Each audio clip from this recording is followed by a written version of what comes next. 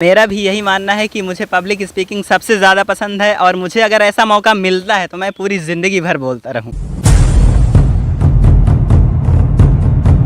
Network marketing कितना सच कितना झूठ का पर्दाफाश करने के लिए मैं आपका दोस्त मैक्स आगा मोटिवेशनल स्पीकर पूरे हिंदुस्तान में टहल रहा हूं, हज़ारों लोगों की तलाश कर रहा हूं जो नेटवर्क मार्केटिंग के बारे में वास्तविक ज्ञान रखते हैं और नेटवर्क मार्केटिंग को जानते समझते हैं। वो व्यक्ति क्या बताएगा यार, जो नेटवर्क मार्केटिंग को अपनी ज़िंदगी में कभी करा ही नहीं। आज मैं मौजूद हूँ मध्य प्रदेश के रीवा जिले के एक स्थान चिल्ला में, जहाँ पे आज मेरी मुलाकात हो रही रमन गोस्वामी सर से। मैं बार बार कहता हूँ, अक्षर चट्टू अक्षरों को चाट कर पीने वाले लोग नेटवर्क मार्केटिंग इंडस्ट्री को अनाप शनाप कहते हैं कि ये इंडस्ट्री सबसे ज़्यादा फ्रॉड करने वाली, सबसे ज़्यादा लोगों की ज़िंदगी ख़राब करने वाली कंपनी है।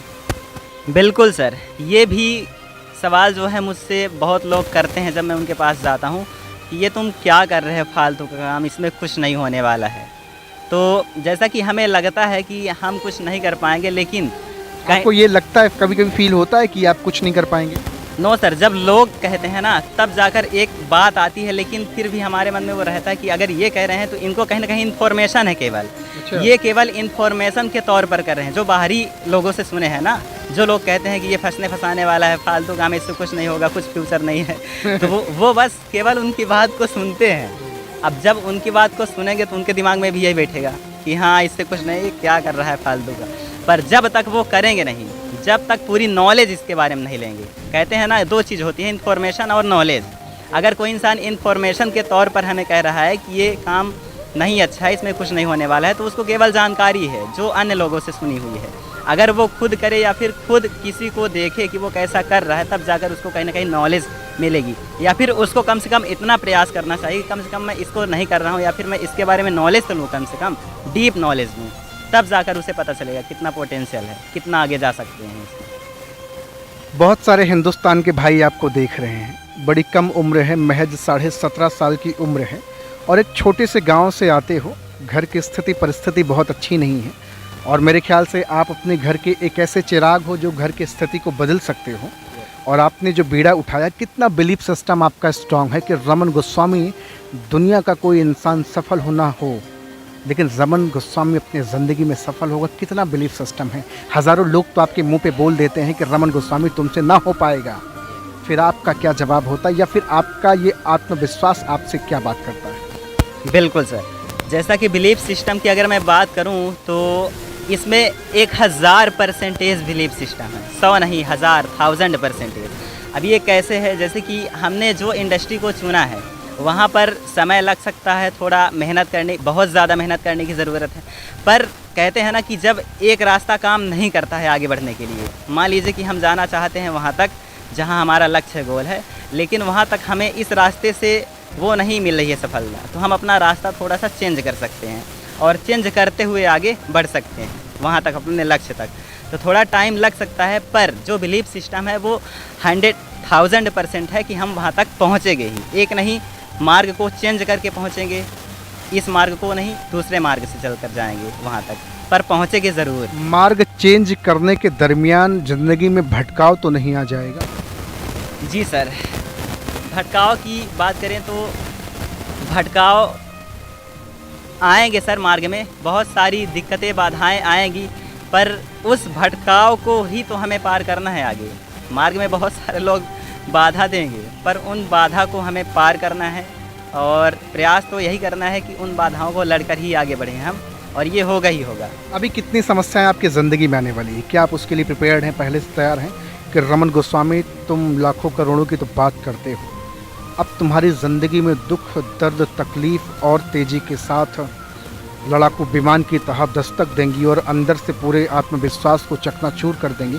कितनी तैयारी आपने जाल बनाई है, कितनी आपने वेपन्स वगैरह की तैयारी कर ली है?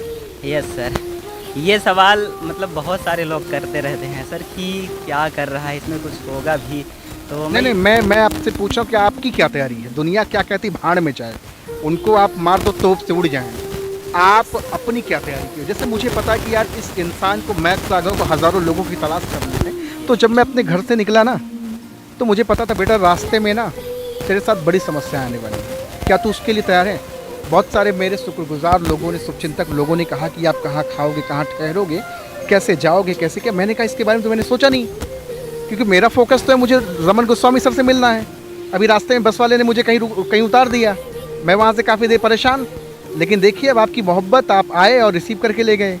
ऑब्जेक्शन को कैसे हैंडल करते हैं फील्ड में? जब रिजेक्शन मिलते हैं, बहुत सारे लोगों के तमाम तरह के सवाल जवाब होते हैं, उनसे कैसे लड़ते हैं?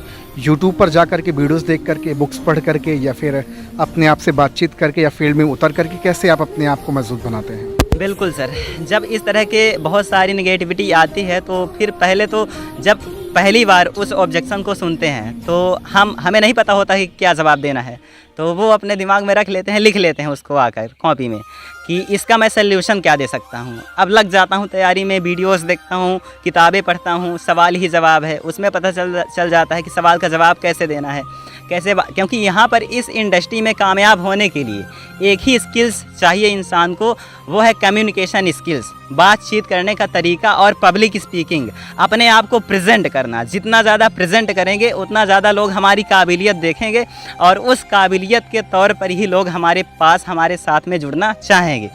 तो इसके लिए बुक्स हैं, वीडियोस हैं और बहुत सारे कोर्सेस हैं, उनके माध्यम से हम सीखते रहते हैं हमेशा, हर सवाल को लिख करके, और प्रयास ये करते हैं कि आगे जो ऑब्जेक्शन आए उस इंसान को हम पूरी तरह से कंफर्टेबल कर पाएँ, बता पाएँ कि ऐसा नहीं है, जो भी नेगेटिविटी आती है उसको हम अच्छे तरीके से हैंडल कर पाएँ। और अच्छा, आपको बोलने का अगर मौका दिया जाए, एक मंच आपको प्रस्तुत किया जाए कि रमन गोस्वामी 17.5 साल की उम्र, आपको एक स्टेज दिया जा रहा है, कितने सालों तक लगातार आप धारा प्रवाह बोलते रहेंगे? मैं सालों की बात कर रहा हूँ, नॉट टॉकिंग अबाउट आवर, घंटों की बात नहीं कर रहा हूँ, मैं सालों की बात करूँ। कितने सालों तक लगातार आप बोलते रहेंगे? अभी फिर लोग हंसेंगे, देखो फिर कितनी बड़ी बड़ी बातें कर रहा, सालों की बात कर रहा, what the hell are you talking. तो आप कितने सालों तक लगातार बोलते रहेंगे? आपने कहा ना पब्लिक स्पीकिंग बहुत इंपॉर्टेंट है, मुझे अच्छा लगा ये आपका अंदाज, बोलिए। बिल्कुल सर, और जैसा कि मैं तो सबसे पहले इस इंडस्ट्री, नहीं, मेरा सवाल का जवाब है, कितने सालों तक लगातार आप बोलते रहेंगे? जैसे मैं कहता हूँ कि मुझे तो ज़िंदगी भर अगर कहा जाए कि बेटा तुम ज़िंदगी भर ऐसे चलते रहो, तो मैं चलता रहूँगा, कभी किसी को बोर नहीं होने दूंगा। आपका क्या कहना है? हाँ सर, मेरा भी यही मानना है कि मुझे पब्लिक स्पीकिंग सबसे ज़्यादा पसंद है, और मुझे अगर ऐसा मौका मिलता है तो मैं पूरी ज़िंदगी भर बोलता रहूँगा। मेरा आपसे एक वादा है कि आज नहीं कल पूरे हिंदुस्तान में आपको मैं एक मंच दूंगा, और इसी विज़न पे मैं काम कर रहा हूँ। अभी थोड़ा सा मैं कुछ लोगों से थोड़ा सा बात कर लूँ, इंपॉर्टेंट चीज़ें हैं। अभी जिस मिशन पे मैं निकला हूँ, हज़ारों लोगों की तलाश करने में, सिर्फ मैं आपका इंटरव्यू लेकर के छोड़ने वाला नहीं हूँ। आप अब हमारी उस ज़िंदगी के, उस लाइफ चेंजिंग गेम के एक पार्ट बनने वाले हैं, जहाँ पर आपको स्टेज, एक प्लेटफॉर्म मिलेगा जहाँ आप अपनी बात को रख पाएंगे। आप हो किसी इंडस्ट्री से, आप किसी भी नेटवर्क मार्केटिंग कंपनी से, डज नॉट मैटर, मेरे लिए वो इंपॉर्टेंट नहीं, मेरे लिए इंपॉर्टेंट सिर्फ एक है कि आप नेटवर्क मार्केटिंग की धारा से जुड़े हुए हैं। तो आपसे तो मैं ये कहता हूँ, और आप ही के माध्यम से बहुत सारे भाइयों को भी कहता हूँ कि आपको तो मैं प्लेटफॉर्म दूंगा, क्योंकि मेरा विज़न अंतिम यही है कि आपको मैं उस लक्ष्य तक ले जाऊँ। तो आज तो मैं आपसे बातचीत करके मुझे बहुत अच्छा लगा। अगर हिंदुस्तान के भाई बहन, बहुत सारे लोग आपको देख रहे होंगे कि रमन गोस्वामी जी बहुत एजुकेटेड, अपने आप को डेडिकेटेड बनाए हुए हैं, वो आपके साथ जुड़ना चाहें, आपसे बातचीत करना चाहें, आपसे मिलना चाहें, क्या संदेश रहेगा उनके लिए?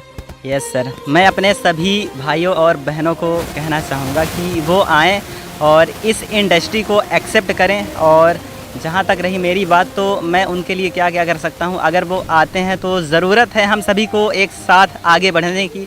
अगर वो हमारे साथ आगे बढ़ते हैं तो हम ज़रूर उनके साथ में भी जो है कदम पर कदम बढ़ाकर आगे चलने को तैयार हैं। बस इसी मिशन पर जो है मैं उनका वेलकम करूंगा। अगर आते हैं तो दिल से हार्दिक स्वागत है आप सभी का। आइए और हमारे साथ में इस मिशन पर काम कीजिए, अपनी लाइफ को बेहतर बनाइए, और साथ ही साथ सभी मिलकर इस भारत को आत्मनिर्भर बनाएं। जैसा कि कहा जाता है भारत को सोने की चिड़िया, तो सोने की चिड़िया तभी बन पाएगी जब हम सभी एक साथ मिलकर आगे बढ़ेंगे। एक अकेला इंसान कभी आगे नहीं बढ़ पाएगा, हम सभी को हाथ में हाथ रख कर आगे बढ़ना होगा, साथ देना होगा। तो आइए, वेलकम है आप सभी का। आज आपसे बातचीत करके बहुत अच्छा लगा। भैया आप देख रहे हैं, मध्य प्रदेश के रीवा ज़िले के चिल्ला में आज मौजूद हूं, और आज मेरी बातचीत हो रही रमन गोस्वामी जी से। धारा प्रवाह और बहुत ही सिस्टमेटिक तरीके से सैद्धांतिक पूरक जवाब दे रहे हैं। मैंने कहा ना कि नेटवर्क मार्केटिंग कितना सच कितना झूठ का पर्दाफाश करने के लिए पूरे हिंदुस्तान में टहल रहा हूँ। ऐसे भाइयों से अभी बहुत हज़ारों लाखों लोगों से मिलना है जिनसे जानूंगा कि नेटवर्क मार्केटिंग क्या सचमुच में लोगों की ज़िंदगी बदलती है।